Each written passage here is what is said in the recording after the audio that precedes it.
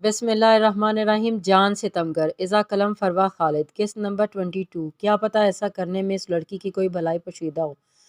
کمرے میں گونجتی مہروش کی آواز پر دونوں نے پلٹ کر اس کی جانب دیکھا تھا، جو ہمیشہ کی طرح سیاہ لباس میں ملبوس اسکارف سے اپنا سر اور بال ڈھانکے وہ سنجیدہ تاثرات کے ساتھ اندر آئی تھی۔ یہ گینگ لیڈر ہونے کے ساتھ جن بھی ہیں، کبھی بھی کہیں بھی حاضر ہو جاتے ہیں۔ پری سے مہروش کو وہاں آتا دیکھ کر بدمزہ ہوئی تھی، اور ناحق کسی کا قتل کرنے میں بھی کیا مقتول کی بھلائی پوشیدہ ہے۔ پریسے کو ہر ایک کا اس شخص کی حمایت کرنا پسند نہیں آیا تھا۔ جی بالکل بھلائی ہے اس میں بھی، مگر ابھی آپ کو اس کی سمجھ بالکل بھی نہیں آئے گی۔ آپ کا فائدہ اسی میں ہے کہ شاہ سر جو کہہ رہے ہیں وہ مان جائیں،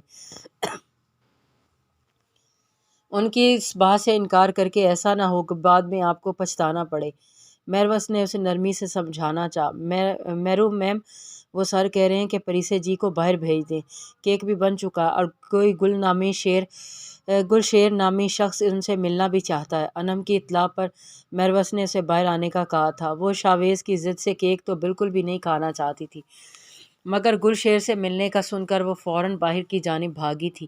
اسے لگا تھا گل شیر شاید اس کی مدد کر پائے۔ گل شیر بھائی آپ ٹھیک ہیں؟ آپ کو ان لوگوں نے کوئی چوٹ تو نہیں پہنچائی تھی نا؟ پریسے روم میں داخل ہوتی سیدھی گل شیر کی جانب آئی تھی۔ بیک ہونے کی وجہ سے وہ پیچھے صوفے پر بیٹھے شاویز سکندر کو نہیں دیکھ پائی تھی۔ نہیں گڑیا، میں بالکل ٹھیک ہوں، میں یہاں کیک بنانے آیا تھا، مجھے بھلا کوئی کیوں کچھ کہے گا؟ گل شیر اس کے متفرق انداز پر نرمی سے بولا تھا۔ پریسے نے اس کو مسکراتے دیکھ کر حیرت بھری نگاہوں سے اس کی جانب دیکھا تھا، جہاں خوف اور پریشانی کا نام و نشان تک نہیں تھا۔ آپ کیک بنانے اپنی مرضی سے تو نہیں آئے نا؟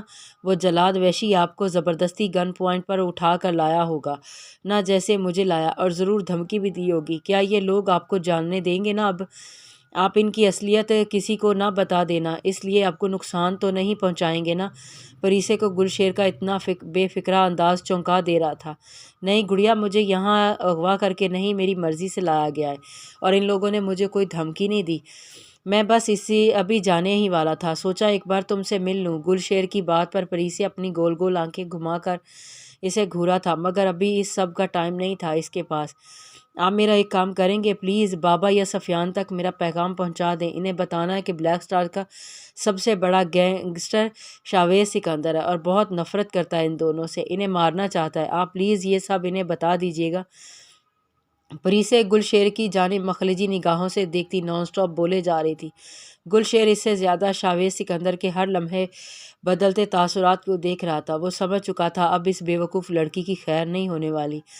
گل شیر صاحب، باہر آپ کے جانے کی تیاری ہو چکی ہے، اب آپ جا سکتے ہیں۔ پریسے جو گل شیر کو مزید بھی شاویز کے بارے میں بتانا چاہتی تھی، اپنے عقب سے بہت ہی قریب سے آتی شاویز سکندر کی آواز پر کرنٹ کی طرح اچھلتی جیسے ہی پلٹی، اپنے پیچھے بہت قریب کھڑے شاویز سے ٹکرا گئی تھی۔ گل شیر انہیں خداحافظ کرتا خاموشی سے وہاں سے نکل گیا تھا۔ پریسے کا خون بالکل خشک ہو چکا تھا۔ سفید چہرے اور لرزتی پلکوں کے ساتھ وہ اپنے ہاتھوں کو بری طرح مروڑتی اپنے خوف کو کم کرنے کی کوشش کر رہی تھی، مگر دل اتنی زور سے دھڑک رہا تھا کہ اسے کچھ سمجھ ہی نہیں آ رہا تھا کہ وہ اب کیا کرے۔ شاویز کے نہایت قریب کھڑے اس نے ایک ہی قدم بھی پیچھے نہیں بڑھایا تھا۔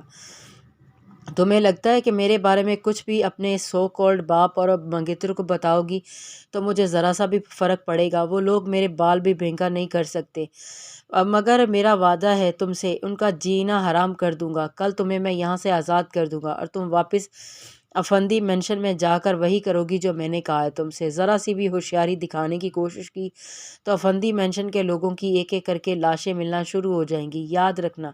شاویز اس کے زرد پڑتے چہرے پر اپنی تپش زدہ نگاہیں گاڑے وارن کر رہا تھا۔ میرے ساتھ ایسا کیوں کر رہے ہو؟ میں نے کیا بگاڑا ہے تمہارا؟ پریسے آج اس سے دور نہیں ہوئی تھی، اس کے عین سامنے کھڑے وہ اس سے سوال کر رہی تھی۔ وہ دونوں بہت قریب کھڑے تھے۔ شاویز کی گرم سانسوں سے پریسے کو اپنا چہرہ جھلستا محسوس ہوا تھا، مگر اس کی آنکھوں میں جھانکتی ایسے ہی کھڑی رہی تھی۔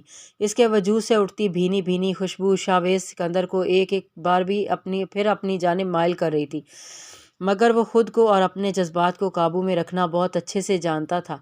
درندہ جلاد وحشی انسان بھلا کوئی کام کسی مقصد کے لیے کیسے کر سکتا ہے؟ وہ اپنی درندگی دکھائے گا نا، کیونکہ وہ ایک درندہ جو ہے۔ مجھ جیسے درندے اور وحشی میں نہ تو کوئی جذبات ہیں نہ احساسات، تو میرے سامنے رو دھو کر یوں احتجاج کر کے تم اپنا ہی نقصان کر رہی ہو، میرا کچھ نہیں بگڑے گا۔ شاویز اسے اس کی باتوں کے بہت گہرائی سے جواب دیتا واپس جانے کو پلٹا تھا جب اچانک اس کی نظر سامنے ٹیبل پر رکھے کیک پر پڑی۔ وہ کیک کی جانب بڑھا تھا اور ہاتھ میں کیک کا چھوٹا سا ٹکڑا اٹھاتے پریسے کے قریب آیا تھا۔ Happy birth day. شاویز نے پریسے کے سامنے کیک کرنے کے ساتھ ہی دوسرے ہاتھ سے اس کا منہ بھی خود ہی کھول دیا تھا۔ تھوڑا سا کیک پریسے کے منہ میں لگ گیا تھا، باقی اس کے ہونٹوں پر سارا لگ چکا تھا۔ پریسے جو پیچھے ہو رہی تھی شاویز کی حرکت پر وہیں رک گئی۔ وہ اس کا جھوٹا کیک کھا رہا تھا۔ پریسے کی آنکھیں ایک بار پھر کھل چکی تھی۔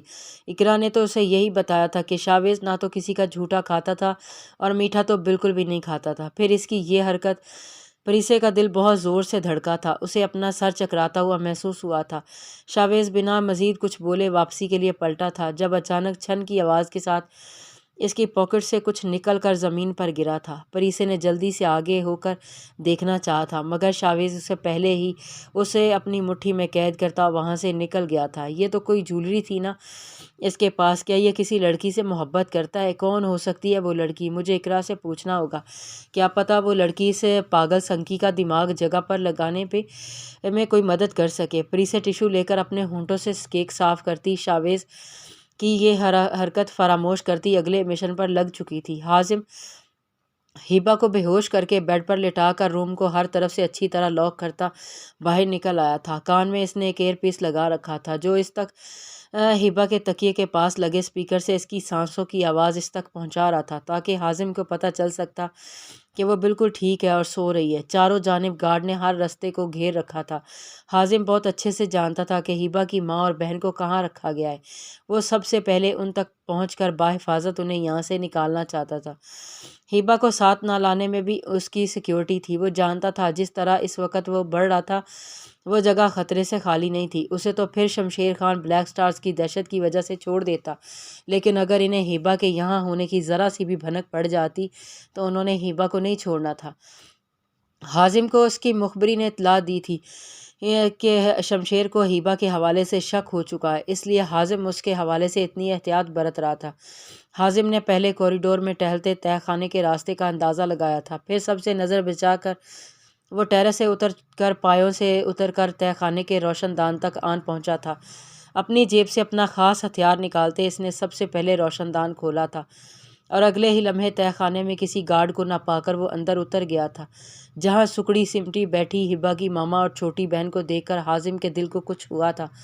قدموں کی آواز پر دونوں گھبرا کر مزید ایک دوسرے میں سمٹ گئی تھیں۔ آپ دونوں گھبرائیں نہیں، میں آپ کو نقصان پہنچانا نہیں، آپ کی مدد کرنے آیا ہوں۔ حازم ان کے قریب آ کر بیٹھتا نرمی سے بولا تھا، مگر اس کے باوجود ان کا خوف کم نہیں کر پایا تھا۔ آپ لوگ میرے ساتھ چلیں، میں آپ کو یہاں سے بحفاظت باہر نکال دوں گا۔ حازم نے ان دونوں کے خوفزدہ چہروں کو دیکھتے ایک بار پھر کہا تھا، لیکن تم اپنی جان خطرے میں ڈال کر ہماری مدد کرنے کیوں آئے ہو؟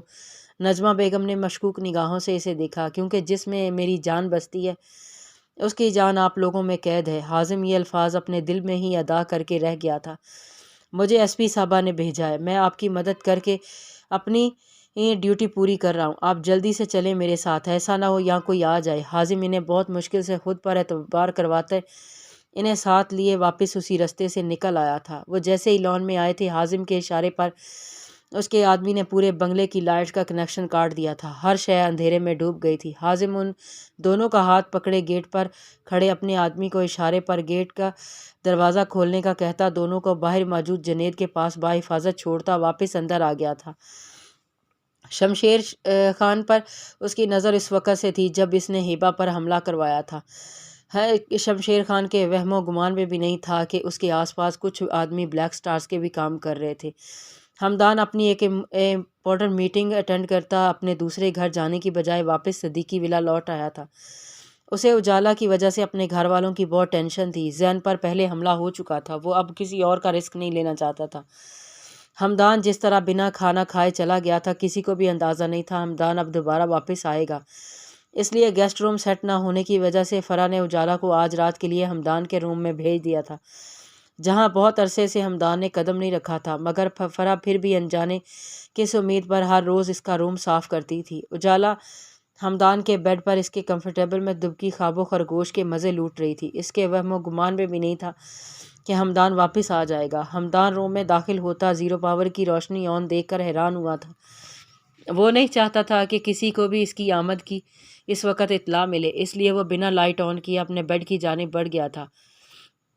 پولیس اسٹیشن سے آتے وقت وہ چینج کر کے آیا تھا۔ آج کا دن اس کے لیے جس قدر برا تھا، وہ بری طرح تھک چکا تھا، اس وقت گہری نیند سونا چاہتا تھا۔ اپنے دھیان میں وہ جہازی سائز بیڈ کے ایک کونے میں لحاف میں لپٹے وجود کو دیکھ نہیں پایا تھا۔ بیڈ پر لیٹتے اس نے آنکھوں پر بازو رکھتے آنکھیں موند لی تھیں۔ اس کے آنکھ لگے ابھی تھوڑا ٹائم ہی گزرا تھا جب کروٹ بدلنے پر اسے اپنے بہت قریب کوئی نرم گرم شے محسوس ہوئی تھی۔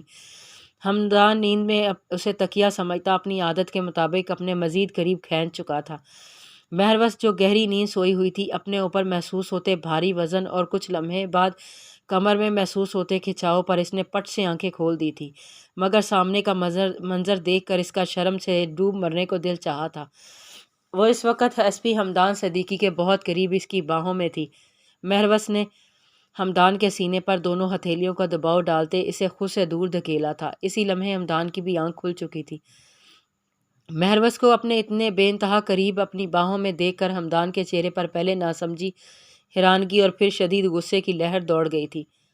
تم میرے اتنے قریب میرے بیڈ پر کیا کر رہی ہو؟ ہمدان نے اتنی زور سے اس کی کلائی دبوچی تھی کہ مہروش کو اپنی ہڈیاں ٹوٹتی ہوئی محسوس ہوئی تھی۔ ارے سر آپ یہاں، وہ شمشیر سر آپ کو بلا رہے ہیں، وہاں محفل بس شروع ہونے ہی والی ہے، بس آپ کو انتظار ہے۔ حازم روم کی جانب بڑھ رہا تھا جب شمشیر کا خاص آدمی اس کے قریب آتے بولا تھا۔ حازم روم میں ہبہ کے پاس جانا چاہتا تھا، مگر اس وقت وہ انکار نہیں کر سکتا تھا، اس لیے مجبوراً اس محفل میں جانا پڑا تھا جس سے اسے اور شاویز کو سخت نفرت تھی۔ ہبہ کے سامنے اس نے جان بوجھ کر جھوٹ بولا تھا، ورنہ سچ تو یہ تھا کہ انہوں نے آج تک ایسی کوئی محفل کبھی نہیں رکھی تھی۔ حازم کے شمشیر خان کے قریب گھاؤ تکیے پر بیٹھنے کی محفل کا آغاز کر دیا گیا تھا۔ وہاں آئی رقاصائیں گانے کے ساتھ ہی تھرکنا شروع ہو چکی تھی، مگر حازم نے ایک بار بھی نظر اٹھا کر ان کی جانب نہیں دیکھا تھا۔ وہ تو بس خاموشی سے اپنے کانوں میں سنائی دیتی اپنی زندگی کی مدھم مدھم سانسیں سن رہا تھا۔ جب اچانک وہ رقاصہ اس کے قریب آئی تھی، اس نے جیسے ہی قریب آتے حازم کے گلے میں باہیں ڈالیں، حازم نے نگاہیں اٹھا کر جس قہر برے انداز میں دیکھا تھا، فوراً ایک سیکنڈ میں بھی دیر کیے بغیر پیچھے ہٹ گئی تھی۔ اس عورت کو سمجھنے میں ایک لمحہ لگا تھا، یہ کس کردار کا انسان ہے۔ اچانک حازم کے کانوں میں آتی ہبہ کی آواز بند ہو گئی تھی، جو بات حازم کو بے چین کر گئی تھی۔ وہ جانتا تھا اگر اس کی جنگلی بلی ہوش میں آ گئی تو اس بنگلے کو ہلا کر رکھ دے گی، اس لیے اسے فوری طور پر ہبہ کے پاس پہنچنا تھا۔ شمشیر کو کسی اہم فون کال کا کہتا وہ وہاں سے نکل آیا تھا۔ وہ ابھی روم سے تھوڑے فاصلے پر ہی تھا جب اسے زونیا اپنی جانب آتی دکھائی دی۔ حازم اسے اس وقت وہاں دیکھ کر جی بھر کر بدمزہ ہوا تھا، جو بڑی نزاکت سے اپنی سیاہ ساڑی کا پلو لہراتی والہانہ نگاہوں سے اسے دیکھتی اس کے قریب آ رہی تھی۔ کل ہی دربار پر جا کر 100 لوگوں کو کھانا کھلا کر آپ سے ملاقات کی منت مانگی تھی۔ دیکھیں میری محبت کی طاقت، آج آپ میرے سامنے کھڑے ہیں۔ زونیا دیوانہ وار نگاہوں سے حازم کے نقاب میں چھپے چہرے کو نہارتے ہوئے بولی۔ اس نے حازم کو دیکھ رکھا تھا، یہ چہرہ نہ دکھانے والی احتیاط صرف ہبہ کے لیے برتی گئی تھی۔ تو اتنے سچے دل سے اپنے لیے ہدایت مانگ لیتی تو تمہاری زندگی ہی سنور جاتی۔ حازم ہمیشہ کی طرح اسے سرد اور سپاٹ لہجے میں جواب دیتے بولا۔ اس کا نرم اور محبت بھرا انداز صرف ایس پی ہبہ کے لیے ہی ہوتا تھا۔ جاری ہے